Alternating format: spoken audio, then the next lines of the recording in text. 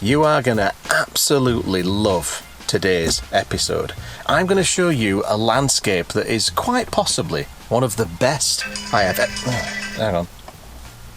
Oh, God, it's Michael. Should I take this? Do you owe money? I do owe him money, actually. Oh, God. All right, I'll answer it.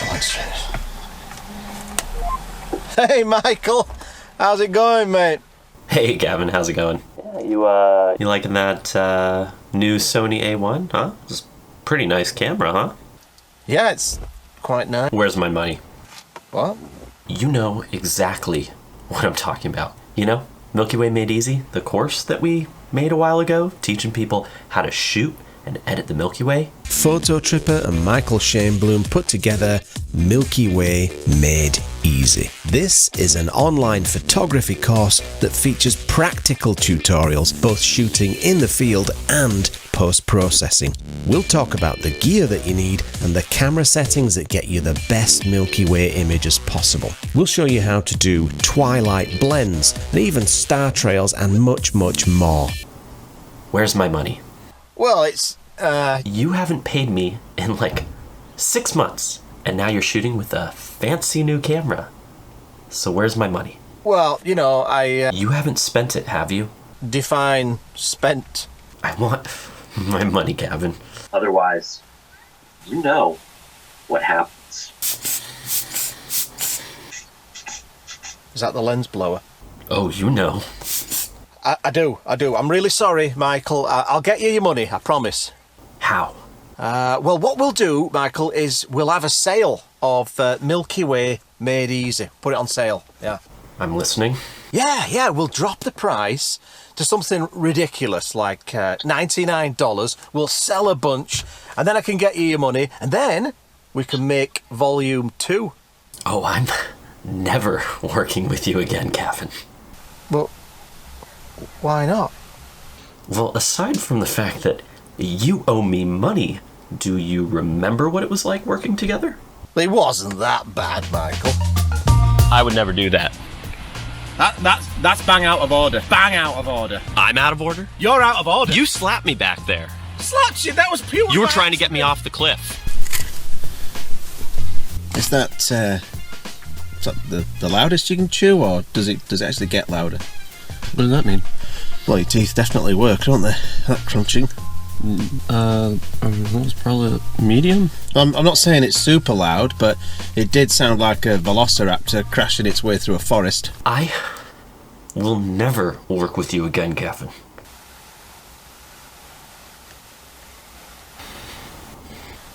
Did he hang up? I think he's hung up. I'll just hang up. I'm still here. Oh, all right then. Well, Still here. I guess. Well, we'll just call this the falling out sale then. I guess. Mm-hmm. We'll just have the sale on for like just 7 days only. And then switch off the shopping cart, because I don't want to keep chasing you for money I want to be done. And you sure you don't want to film volume 2? I've got some great ideas. Oh yeah, great ideas. I've got a great idea. This is what I would rather do. Go walk outside with my ND filter, smash it against the curb, and eat all the glass out of it. Then work with you again, Gavin. Would that be a 10-stop filter? Of course it's a 10-stop. What do I look like, an idiot? I'll take that as a yes. Get me my money! Michael!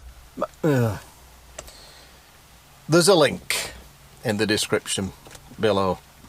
Right, I promised you some epic scenery. Let's go and show you what I've found.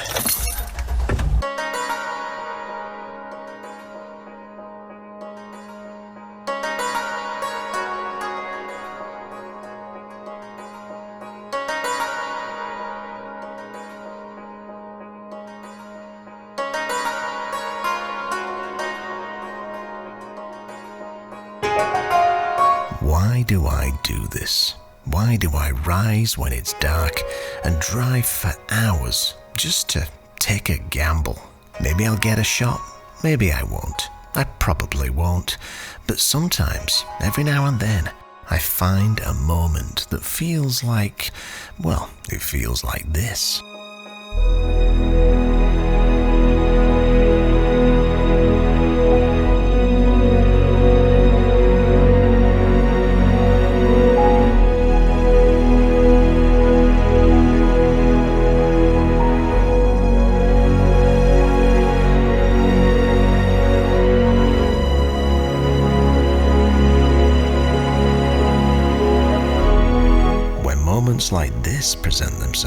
It's worth all of the blisters, the sweat, the bug bites, the near-death experiences, and even being forced to drink Tim Hortons. But this type of landscape photography requires a certain brainlessness, a specific absence of intelligence. And while most people would run away from such cliffs, one idiot stands firm. Well, you've guessed it. I'm back at the landscape photographer's playground, the Bay of Fundy. But I'm not gonna lie, I almost shat directly into my pantaloons when I saw this. So the Bay of Fundy, it's not just special because of all the many spectacular sea stacks that it has on offer, but also these spectacular cliffs. I don't mind admitting to you that standing on the edge of this, 200-300 foot cliff edge, I'm puckered ever so slightly. I'm not too relaxed here, but you got to get the shot, haven't you? And then another cool factor is all of these gulls that you can see. Notice how I said gulls, not seagulls, Simon. Just darting in and out of the scene. They really make the composition just that little bit more interesting. Oh, by the way, there's a new episode of Hardcastle Towers out right now. There's a link in the description.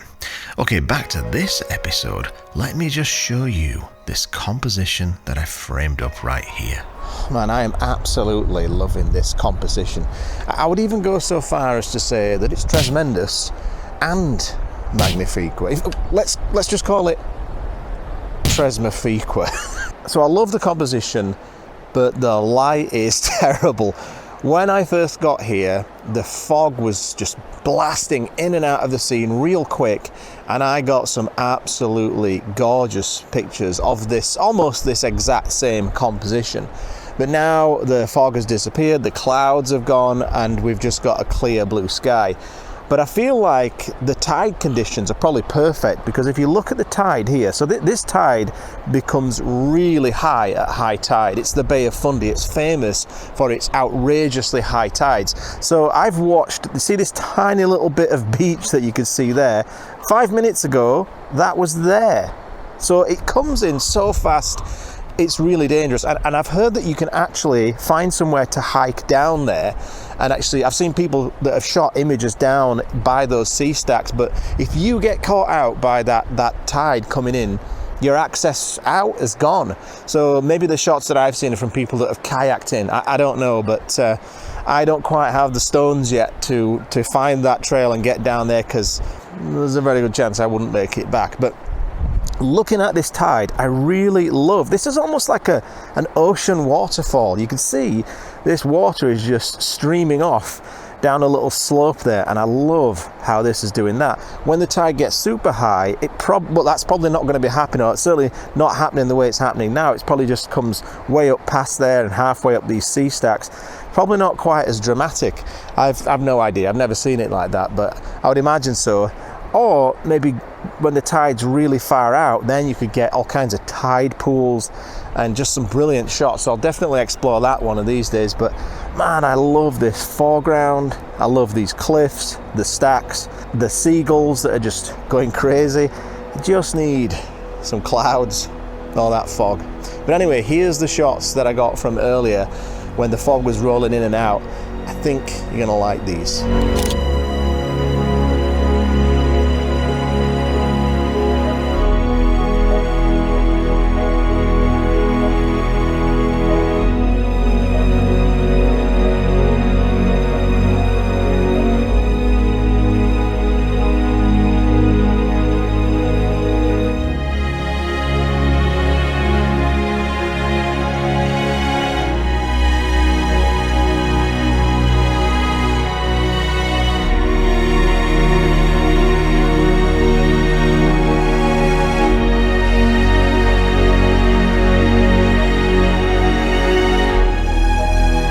This is definitely one of my favourite places of all time.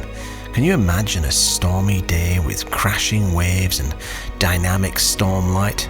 I think it's fair to say you'll probably be seeing a few more videos from the Bay of Fundy, but would I get any more good shots today?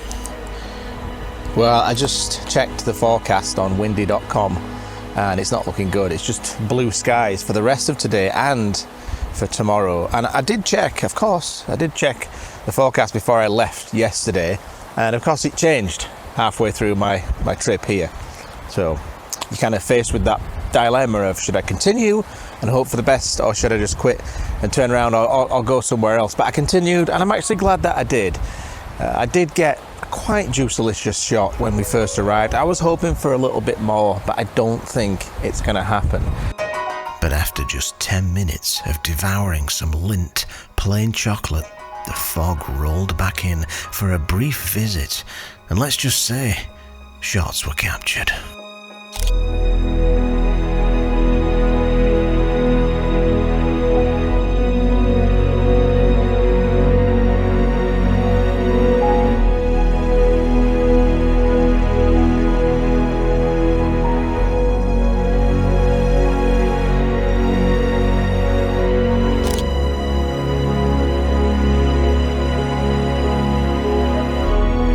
After just a few months of living in Nova Scotia, I've been blown away by some of the magical scenery in this province.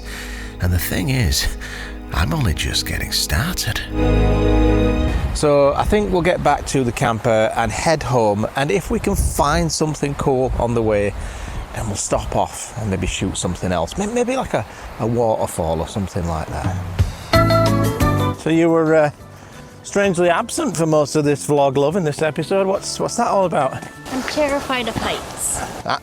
I'm a bit scared of them too, actually. Well, it's not so bad, but you're always just on the edge, and I don't like to watch, so I find a nice peaceful spot and pray. For the life insurance to pay off. No, I'm not even hooked up yet. Good, because I ain't got any life insurance. But did you like it? Did you have a Beautiful, yeah. have a fun time? Yeah, it was great. Fresh air, Yeah? nice scenery. So you won't mind if we come back, maybe when it's a bit colder, a bit more windy and unpleasant, like November? How about October? All right, January it is. Gavin? Hey, Michael, how are you doing, mate? I'm good. I'm just about to film a Milky Way tutorial here. What's going on? Well, that's a perfect timing, actually, because I was just phoning to remind you that we've got that sale on for Milky Way Made Easy. It's 7 days starting from today. Just thought you'd need a reminder because you're forgetful. Yeah, Milky Way Made Easy. I forgot that course existed.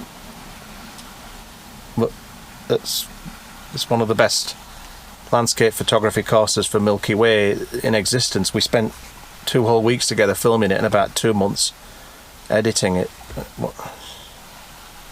How could you forget? Yeah, just been doing a lot of stuff since then. I mean, no, don't get me wrong. It was a great course. I mean, we taught pretty much all of our techniques for capturing and processing the Milky Way, but I've since kind of moved on into other stuff since then. I'm sensing a little bit of perhaps bitterness there, Michael. Is it because my pictures were just a little bit better than yours for the course, and that's why you just put it behind you mentally? You mean the ones that I showed you how to get, like the ones that I was showing you the compositions and then showing you the best way to process it?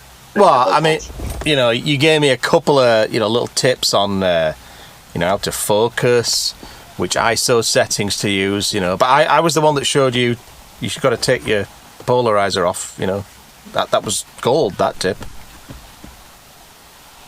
I thought that it worked like a rainbow, like if you put a polarizer for a rainbow, it makes it brighter, more vivid. So I thought that with the Milky Way it would do the same.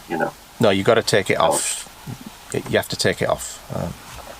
Anyway, so yeah, I mean, bitterness aside, Michael, the sale is on now, so if you could just sort of mention that. I mean, I'm sure people are going to love this free tutorial that you're doing in Lightroom, but maybe just mention the course and some of the brilliant things that we did on there, and put a link in the description. That'd be great, mate. Yeah.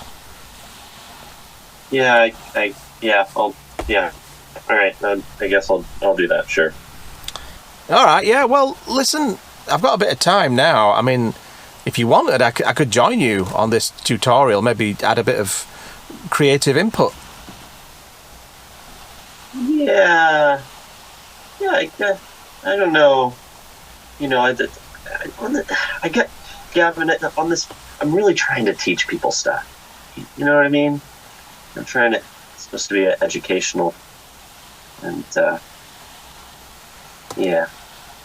I teach people stuff. Yeah, I mean, like, teach people farts. That's fine. Oh, God. I mean, you do one fart gag, and that's it. You're a one-trick pony. Jeez. Well, I mean, you know, compositionally, I could add some valid points to your somewhat dull content. Dull. People like my, you know, it's something relaxing. It's just nice and relaxed. It's not dull. Well, I mean, you know, Adam Gibbs likes your channel, you know, so your mum watches it too, doesn't she? You know, sure, plenty of people like your content, Michael, but it could do with a little bit more pizzazz. You know, I could give you some pizzazz. I bet you could, Gavin. Why don't you pizzazz your own channel? You know, pizzazz your own videos. Why don't we do that? All right. Well, nice talking to you. Don't forget to put the link in the description. I'll send you your money when it's over. Yes, I'll talk to you later. Probably not. Bye.